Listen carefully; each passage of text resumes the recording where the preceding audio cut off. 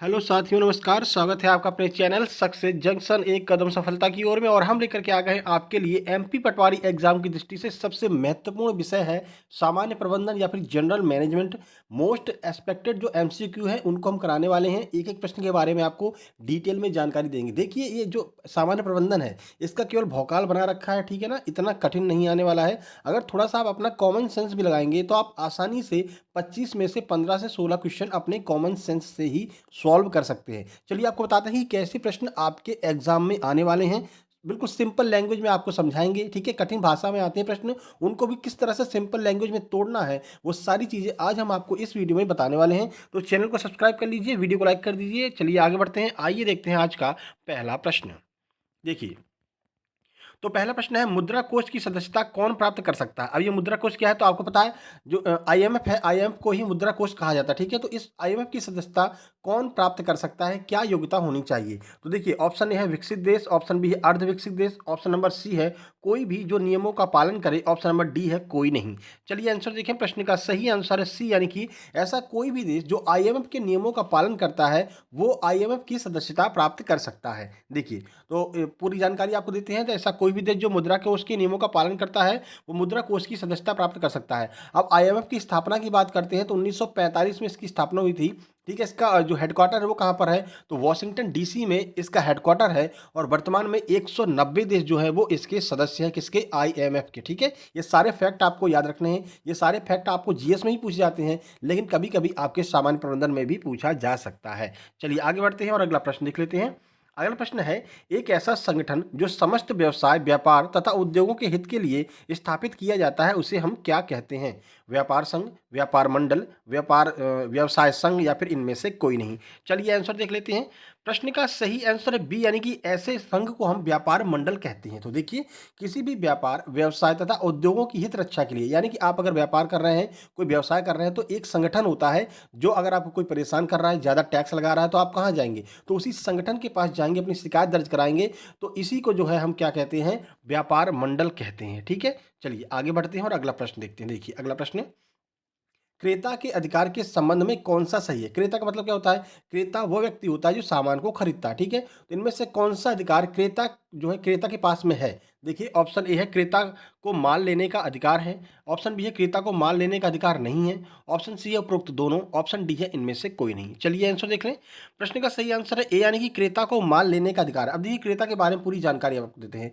किसी माल को खरीदने वाला व्यक्ति क्या कहलाता है, क्रेता कहलाता है, ठीक है। और क्रेता को माल को सुपुर्दगी लेने का, यानी कि अगर आप कोई कोई माल वो खरीद रहा है तो उसको वो प्राप्त करने का अधिकारी है। अगर वो पैसा दे रहा है तो वो उस माल को प्राप्त कर सकता है। तो क्रेता का ये अधिकार होता है कि वो माल को प्राप्त कर सके। साथ ही साथ में अगर ऑप्शन में आपको आता है कि क्रेता को माल न लेने का भी अधिकार है, ठीक है ना। क्रेता को माल लेने का भी अधिकार है और क्रेता को माल न लेने का भी अधिकार, वो उसकी इच्छा है। अगर वो पैसा नहीं देना चाहता तो आप जबरदस्ती उसको माल नहीं देंगे, ठीक है ना। तो दोनों अधिकार उसके पास में, वो माल ले भी सकता है और माल नहीं भी ले सकता है, ठीक है। चलिए आगे बढ़ते हैं और अगला प्रश्न देखते हैं। देखिए, वारंटी के संबंध में सही उत्तर क्या। अब ये सारी चीज़ें आपकी डेली यूजेस की हैं। ये अगर वारंटी किसी ने दी और वो वारंटी उसने तोड़ दी या फिर ऐसा कुछ कर दिया तो आप क्या करेंगे। बस खाली भौकाल बना रखा है कि भाई सामान्य प्रबंधन, जनरल मैनेजमेंट, अब क्या होगा, इसमें क्या करेंगे, ठीक है ना। तो वही मैं आपको बता रहा हूँ। मैं आपके लिए लगातार प्रैक्टिस सेट लेकर के आऊँगा सामान्य प्रबंधन के। आप इसको पढ़ते चलिए आराम से। आप अपने कॉमन सेंस का यूज करके 25 में से कम 20 प्रश्न आराम से आप सॉल्व कर लेंगे। थोड़ा सा मेहनत कर लेंगे तो 22-23 प्रश्न भी आप आराम से सॉल्व कर सकते हैं। बस बने रहिए हमारे चैनल सक्सेस जंक्शन के साथ में। वीडियो को लाइक करके, चैनल को सब्सक्राइब करके, नोटिफिकेशन बेल जरूर दबा लेंगे। कंप्यूटर का वीडियो ऑलरेडी हम अपलोड कर चुके हैं। इससे पहले हमने कंप्यूटर का अपलोड किया था एमसीक्यू। अब हम सामान्य प्रबंधन लेके आए हैं। इसके बाद हम जीके जीएस का लेकर के आएंगे, जो बहुत बड़ा डर का विषय बना हुआ है जीके जीएस। तो हमने यहाँ पर काफ़ी एनालिसिस किया है आबकारी एग्जाम का, तो हमको पता चला है कि कहाँ कहाँ से प्रश्न उठा रहा है आपका एमपीपीईबी। तो उन्हीं प्रश्नों को लेकर के हम अगली वीडियो आपकी जीके जीएस करंट अफेयर की लेके आने वाले हैं, ठीक है ना। देखिए, GK GS current affair cover कर लिए तो समझ लीजिए कि आप दूसरों से काफ़ी आगे निकल गए, क्योंकि सबसे बड़ी कमजोरी लोगों की यही है। चलिए देखिए, वारंटी के संबंध में सही उत्तर क्या है। वारंटी तोड़ने वाले व्यक्ति के विरुद्ध मुकदमा हो सकता है। ऑप्शन बी है वारंटी तोड़ने वाले से हर्जाना लिया जा सकता है। ऑप्शन सी है उपरोक्त दोनों या फिर ऑप्शन नंबर डी है इनमें से कोई नहीं। आइए देखें। प्रश्न का सही आंसर है बी, यानी कि वारंटी तोड़ने वाले से हर्जाना वसूल किया जा सकता है। अब देखिए, जो व्यक्ति वारंटी को तोड़ेगा उससे हर्जाना लिया जा सकता है। अब ऐसा नहीं है कि आपको, आपके दिमाग में ये भी आ रहा होगा कि सर उसके ऊपर मुकदमा भी तो कर सकते हैं। लेकिन देखिए, वारंटी तोड़ने वाले के ऊपर मुकदमा नहीं किया जा सकता। मुकदमा ऐसा थोड़ी किसी के ऊपर मुकदमा कर दो। हाँ, उससे आप हर्जाना ले सकते हो। अगर आपकी उसने वारंटी तोड़ी है या फिर कोई ख़राब चीज़ दिया है या फिर आप कोई मोबाइल लेकर के आए और 1 साल की वारंटी थी और वो टूट गया या फिर वो ख़राब हो गया, टूटने की नहीं होती, ख़राब हो गया, तो आप ले जाकर के उसको वापस करके दूसरा ला सकते हैं, यानी कि उससे हर्जाना ले सकते हैं। लेकिन ऐसा नहीं कि उसके ऊपर जाकर मुकदमा कर देंगे, भाई मेरा मोबाइल ख़राब हो गया, मैं तेरे ऊपर मुकदमा कर रहा हूँ, चलो अब केस लड़ेंगे, ऐसा तो नहीं होता है। तो वारंटी तोड़ने वाले के जो विरुद्ध आप जो है हर्जाना ले सकते हैं, उससे मुकदमा वगैरह नहीं कर सकते हैं, ठीक है? चलिए आगे बढ़ते हैं। देखिए, पैकिंग का उद्देश्य क्या होता है? पैकिंग क्या होती है? देखिए, माल की सुंदरता बढ़ाना, बड़ी मात्रा में बिक्री करना, माल की टूट-फूट से रक्षा करना या फिर इनमें से कोई नहीं। आइए आंसर देखें। प्रश्न का सही आंसर है सी, यानी कि माल की टूट-फूट से रक्षा करने के लिए आप उसकी पैकिंग करते हैं। कोई भी सामान आप लेकर के आते हैं, जैसे कि आपने देखा भी होगा, जो आपका काँच के सामान होते हैं, वो थर्माकोल लगा होता है उन पे, है ना? थर्माकोल के अंदर सेट होते हैं, ऐसे एक होता है ऐसा डिब्बा, उसके अंदर थर्माकोल लगा रहता है, उसके अंदर वो सेट होते हैं, जैसे कप वगैरह होते हैं। उससे क्या होता है कि जो माल की टूट-फूट है, वो टूट-फूट नहीं होती। यहाँ से अगर प्रेशर पड़ेगा इधर-उधर से, तो जो थर्माकोल का कोटिंग लगी हुई है, वो सबको सँभाल लेगी और इस माल के ऊपर कोई भी नुकसान नहीं आएगा। तो माल को टूट-फूट से रक्षा करने के लिए उस पर पैकिंग की जाती है, ठीक है? चलिए, वीडियो को लाइक नहीं किया है तो अभी भी वीडियो को लाइक ज़रूर करेंगे, अपने दोस्तों के पास शेयर भी करेंगे। लगातार अगर आप वीडियो चाहते हैं तो नोटिफ़िकेशन बेल भी दबा लेंगे। नकद बट्टा का क्या उद्देश्य होता है? बिक्री को बढ़ाना, बिक्री की राशि को नकद में पाना, वस्तु को सस्ती कीमत पर बेचना या फिर इनमें से कोई नहीं। चलिए आंसर देखें। प्रश्न का सही आंसर है बी, यानी कि बिक्री की राशि अगर आप नकद में प्राप्त करना चाहते हैं तो आप क्या करेंगे, बिक्री की राशि को नकद में प्राप्त करने के लिए आप उस पर नकद बट्टा देंगे, यानी कि नकद छूट आप उस पर देंगे कि भाई देखो ऐसा है, ये सामान 100 रुपए का मिल रहा था, मैंने इस पर 20% का लेस किया है और 80 रुपए का देंगे अगर आप हमें नकद में कैश में जो है पेमेंट करते हैं, ठीक है? तो नकद राशि प्राप्त करने के लिए नकद बट्टा जो है वो दिया जाता है, ठीक है ना? चलिए आगे बढ़ते हैं और अगला प्रश्न देख लेते हैं। देखिए, अगला प्रश्न है, किसी कंपनी में कम से कम 7 सदस्य होने चाहिए। ऐसी कौन-सी कंपनी है, किस कंपनी की बात की जा रही है, जिसमें कम से कम मिनिमम 7 सदस्य तो होने ही चाहिए? प्राइवेट कंपनी, सार्वजनिक कंपनी, खुदरा व्यापारी या फिर थोक व्यापारी कंपनी? आंसर देखें। प्रश्न का सही आंसर है बी, यानी कि जो सार्वजनिक कंपनी होती है, जो पब्लिक यूनिट की कंपनी होती है, उसमें कम से कम 7 सदस्य अवश्य होने चाहिए, नहीं तो वो पब्लिक कंपनी नहीं कहलाएगी। तो देखिए, पब्लिक लिमिटेड कंपनी भारत सरकार की कंपनी होती है, जैसे कि एनआईसीएल हो गया, ठीक है? और जीवन बीमा आपका जो एलआईसी हो गया, तो इन जो भी कंपनी होगी, जो भारत सरकार की कंपनी होगी, पर जो पब्लिक लिमिटेड कंपनी होगी, उसमें कम से कम 7 सदस्य अनिवार्य हैं। 7 से अगर कम सदस्य होंगे तो वो पब्लिक लिमिटेड कंपनी नहीं हो सकती है। बाकी अगर प्राइवेट कंपनी है तो प्राइवेट कंपनी आप खुद भी चला सकते हैं, जैसे मैं हूँ। मैं अपना यूट्यूब चैनल सक्सेस जंक्शन चला रहा हूँ, तो मेरा कोई और मतलब सब्स्टिट्यूट नहीं है, मेरा कोई और सहायता नहीं करता। मैं जो भी करता हूँ, टाइपिंग भी, रिकॉर्डिंग भी, एडिटिंग भी, वो सब मैं स्वयं कर रहा हूँ। तो मेरी प्राइवेट कंपनी है, तो मैं अकेला काम कर सकता हूँ। लेकिन अगर इसी को अभी पब्लिक लिमिटेड कंपनी बना दी जाए या फिर सरकार इसका अधिग्रहण कर ले सक्सेस जंक्शन का, तो कम से कम 7 सदस्य अवश्य होने चाहिए या फिर 7 से अधिक सदस्य होने चाहिए, तभी ये जो है सार्वजनिक कंपनी कहलाएगी, ठीक है? चलिए, उम्मीद करते हैं सारी चीज़ें आपको समझ में आ रही होंगी। सिंपल लैंग्वेज में आपको समझा रहे हैं, देसी लैंग्वेज में, जिससे कि आपके डर से, आपके मन से जो डर है ना सामान्य प्रबंधन का, वो निकाला जा सके, ठीक है? चलिए आगे बढ़ते हैं। देखिए, एक थोक व्यापारी कितनी मात्रा में प्रत्येक चीज़ें खरीद सकता है, ठीक है? छोटी मात्रा में, बड़ी मात्रा में, दोनों या फिर इनमें से कोई नहीं। कोई थोक व्यापारी है, यानी कि वो अगर सामान खरीदने जाएगा तो 1-2 सामान तो खरीदेगा नहीं, क्योंकि वो थोक व्यापारी है, तो बड़ी मात्रा में सामान खरीदेगा, ठीक है? एक लार्ज अमाउंट में सामान लेकर के आएगा, फिर उसको रिटेलर तक बेचेगा। देखिए, तो थोक व्यापारी एक ऐसा व्यापारी होता है जो बड़ी मात्रा में सामान खरीद करके छोटे व्यापारियों को बेचता है, ठीक है ना? ज़्यादा से ज़्यादा सामान लेकर के आएगा और अपनी जो है गोदाम को भरेगा और फिर धीरे-धीरे उसको रिटेलर लोगों को बेचता जाता है, ठीक है ना? और फिर उसने जो है प्रॉफिट कमाता रहता है। जो थोक व्यापारी होता है वो ज़्यादा मात्रा में ही सामान को लेकर के आता है, ठीक है? चलिए आगे बढ़ते हैं। देखिए, इनमें से थोक व्यापारी की विशेषता कौन-सी है? छोटी मात्रा में क्रय करता है, विशिष्ट वस्तुओं में व्यापार करता है, प्रत्येक विक्रय बड़ी मात्रा में करता है या फिर इनमें से कोई नहीं? चलिए, यहाँ पर बहुत कन्फ्यूजन वाला प्रश्न है, बहुत से लोग गलत करके आए थे पिछली बार जब यह प्रश्न पूछा गया था। इसका आंसर होगा विशिष्ट वस्तुओं में व्यापार करता है। सर कैसे? तो चलिए आपको बताते हैं। देखिए, एक थोक व्यापारी विशिष्ट वस्तुओं में व्यापार करता है, जैसे होंडा कंपनी, एडिडास कंपनी। अब देखिए, मान लीजिए आपका कोई शहर है और उसमें जियोनी तो चलो बंद सा ही हो गया है, जियोनी छोड़िए। आप मान लीजिए एयरटेल, एयरटेल की कोई कंपनी होती है ना, एयरटेल की, तो क्या करेगी, केवल एयरटेल के ही सिम को बेचेगी, एयरटेल की ही सेवाएं आपको प्रदान करेगी और वो एयरटेल के ही थोक व्यापारी होता है जो आपको एयरटेल का ही सामान देगा, ठीक है? तो विशिष्ट वस्तुओं में व्यापार करता है जो भी थोक व्यापारी होता है। अगर पार्ले जी का होलसेलर है तो पार्ले जी के ही सामान को खरीद करके लेके आएगा और उन्हीं को रिटेलर के पास में भेजेगा। आपके शहर में पार्ले जी की एक कंपनी होगी, वो कंपनी, वो थोक व्यापारी जो है वो पार्ले जी ही रखता होगा और कोई बिस्किट नहीं रखता होगा, वो पार्ले जी की सप्लाई करेगा, ठीक है ना?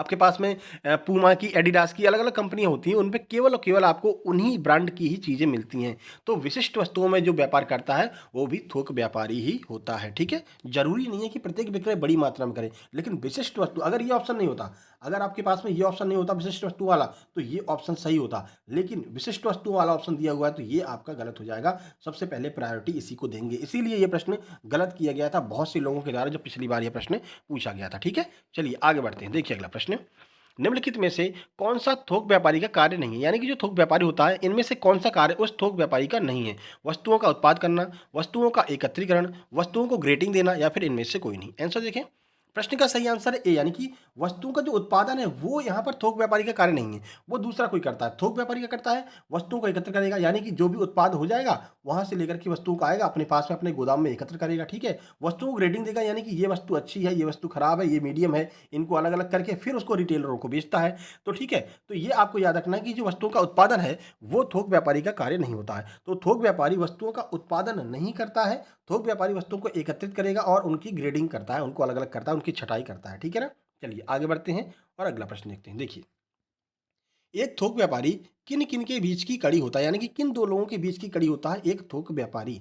उत्पादक एवं उपभोक्ता, उत्पादक एवं खुदरा व्यापारी एवं उपभोक्ता, या फिर इनमें से कोई नहीं। आइए आंसर देखें।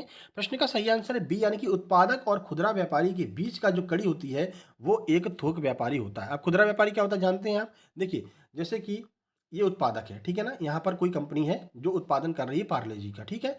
और ये रिटेलर है, छोटे वाले जो दुकानदार होते हैं, जो आपके किराना स्टोर वाले होते हैं। अब इन तक कौन माल पहुंचाएगा? ये डायरेक्ट कंपनी तो पहुंचाती नहीं है, यहाँ पर बीच में एक थोक व्यापारी होता है। वो यहाँ से लार्ज अमाउंट में, बहुत सारे अमाउंट में जो है पार्ले जी लेकर के यहाँ पर आएगा, फिर ये रिटेलर लोग इसके पास में आएंगे और कम कम मात्रा में 1 बोरी 2 बोरी ऐसे करके जो है पार्ले जी ले जाएंगे और अपने दुकान पर यहाँ पर ग्राहकों को बेच देंगे। तो जो थोक व्यापारी होता है वो उत्पादक एवं खुदरा व्यापारी के बीच की कड़ी होता है, ठीक है? चलिए आगे बढ़ते हैं और अगला प्रश्न देखते हैं। देखिए, तो निम्न, यहाँ पर निम्न नहीं है, देखिए, निम्न में से कौन सा प्रबंधन का उद्देश्य, एक मिनट, निम्न में से कौन सा प्रबंधन का उद्देश्य नहीं है? यानी कि इनमें से कौन सा प्रबंधन का उद्देश्य नहीं है, ठीक है ना? देखिए, रोजगार उपलब्ध कराना, संगठन का विकास करना, लाभ अर्जित करना, या फिर नीति निर्धारण करना। मुख्य उद्देश्य की बात की जा रही है, ठीक है? प्रमुख उद्देश्य जो है, चलिए देखते हैं कि प्रमुख उद्देश्य कौन सा नहीं है।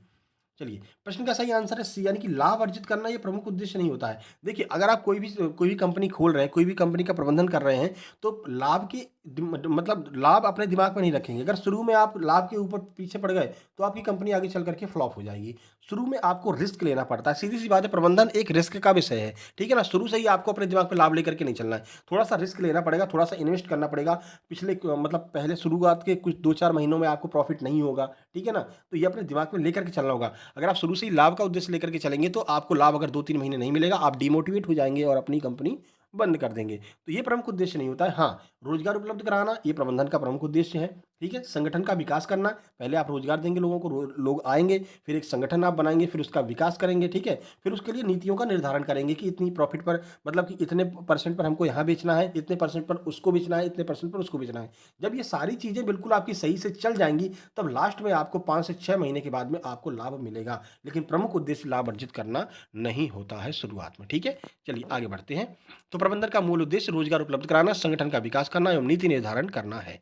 अगला प्रश्न देखिए, समन्वय क्या है? यहाँ से कुछ फैक्ट वाले प्रश्न, सीधे सीधे प्रश्न जो पूछे जाते हैं, वो यहाँ से हम कवर करेंगे। ये समन्वय क्या है? प्रबंध का उद्देश्य है, प्रबंध का सार है, प्रबंध का कार्य है, या फिर इनमें से कोई नहीं। ये परिभाषा है। देखते हैं, प्रश्न का सही आंसर है बी, यानी कि जो समन्वय होता है वो प्रबंध का सार होता है, ठीक है ना? सीधे परिभाषा पूछी जाती है। चलिए, नीति निर्धारण कार्य क्या है? यानी कि नीति निर्धारण जो है वो कैसा कार्य है? उच्च स्तर प्रबंधन का, यानी जो नीतियों का निर्धारण है वो कौन करेगा? उच्च स्तर वाले करेंगे, मध्य स्तर वाले करेंगे, या फिर निम्न स्तर वाले करेंगे, या फिर इनमें से कोई नहीं। आंसर देखें, प्रश्न का सही आंसर है ए, यानी कि जो उच्च स्तर वाले होते हैं वही नीतियों का निर्धारण करेंगे, ठीक है ना? उच्च स्तर वाले का मतलब क्या है? जैसे कोई भी मतलब कि जो मैनेजर वगैरह होते हैं, जनरल मैनेजर वगैरह होते हैं, एमडी सीईओ होते हैं, वो उच्च स्तर के प्रबंधन वाले होते हैं, ठीक है ना? तो जो नीतियां होंगी कंपनी की, वो वही लोग निर्धारित करेंगे, ना कि आपका जो निम्न स्तर में कौन आता है? मजदूर आते हैं। और इसमें कौन आता है? जो नॉर्मल कर्मचारी होते हैं वो लोग आते हैं। लेकिन उच्च स्तर में एमडी सीईओ वगैरह वगैरह जो होते हैं, जो नीतियों का निर्धारण करते हैं। तो नीतियों का निर्धारण कौन करेगा? उच्च स्तर का जो प्रबंधन अधिकारी होगा वही नीतियों का निर्धारण करेगा। चलिए आगे बढ़ते हैं। वीडियो को अभी भी लाइक नहीं किया है तो लाइक करेंगे और दोस्तों तक शेयर जरूर करेंगे, और इसकी पीडीएफ भी कहाँ से प्राप्त करनी है वो भी हम आपको बताने वाले हैं। प्रबंध का प्रथम कार्य क्या होता है? सबसे पहला कार्य क्या होता है प्रबंधन का? संगठन, निर्देशन, नियोजन या फिर नियंत्रण। आंसर देखिए, प्रश्न का सही आंसर है सी, यानी कि जो संगठन का मुख्य कार्य होता है, जो आपका प्रबंधन का मुख्य कार्य होता है, वो होता है प्लानिंग या फिर नियोजन। नियोजन को ही प्लानिंग कहते हैं, ठीक है। कोई भी आप कंपनी खोलेंगे, उसका प्रबंध करेंगे, तो सबसे पहले आप उसकी प्लानिंग करेंगे, यानी कि इसमें कितनी मतलब कितने लोगों को भर्ती करना है, कितने लोगों को क्या पगार देनी है, निम्न स्तर पर कौन होगा, मध्य स्तर पर कौन होगा, उच्च स्तर पर कौन होगा। तो ये सारे प्रबंध के कार्य हैं, और प्रबंध का मतलब ही होता है प्लानिंग या फिर नियोजन, ठीक है। चलिए आगे बढ़ते हैं। सिंपल है, ज़्यादा कठिन नहीं है। जितना हुआ बना कर रखा है, जितना भौकाल बनाया हुआ है प्रबंधन का, उतना कठिन नहीं है, ठीक है ना। थोड़ा सा आप हमारे साथ लगातार बने रहिए, देखिए प्रबंधन भी, कंप्यूटर भी आपको सब सिंपल लगने लगेगा। चलिए, अगर आप अभी तक चैनल को सब्सक्राइब नहीं किए हैं, तो सबसे पहले आप सब्सक्राइब कर लेंगे और इस वीडियो को लाइक कर देंगे। और यहाँ से आप जो है, ये टेलीग्राम चैनल है, यहाँ से आप इसकी लगातार पीडीएफ प्राप्त कर सकते हैं। कंप्यूटर वाली वीडियो की पीडीएफ आज जो है आप वहाँ पर डाल दी जाएगी। लगातार practice set free of cost आप कर सकते हैं।